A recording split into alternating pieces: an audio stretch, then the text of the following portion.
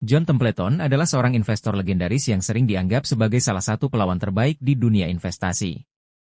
Ia lahir pada tahun 1912 di Winchester, Tennessee, dan dikenal karena pendekatan investasinya yang berani dan inovatif.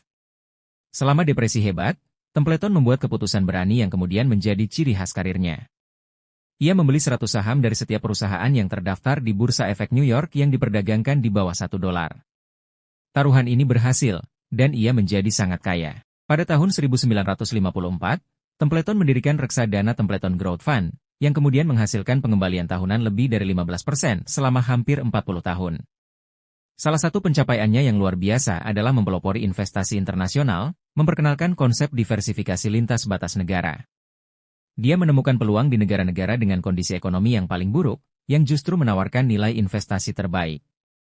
Templeton tidak hanya sukses dalam membangun kekayaan untuk dirinya sendiri, tetapi juga memberikan panduan yang berharga bagi investor lainnya. Salah satu prinsip utamanya adalah membeli ketika orang lain menjual, dan menjual ketika orang lain membeli dengan rakus. Prinsip ini membutuhkan keberanian dan keteguhan, tetapi Templeton meyakini bahwa imbalannya akan sangat besar. Selain itu, ia selalu menekankan pentingnya diversifikasi dan orientasi jangka panjang.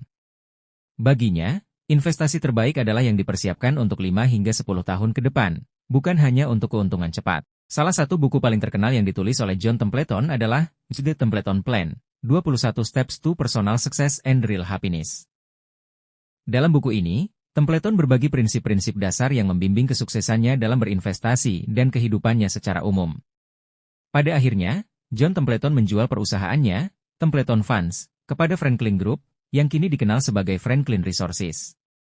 John Templeton tidak hanya meninggalkan warisan sebagai investor sukses, tetapi juga sebagai seorang filantropis yang dermawan. Dia dikenal karena kontribusinya dalam penelitian spiritual dan pengembangan manusia, melalui Yayasan John Templeton yang didirikannya.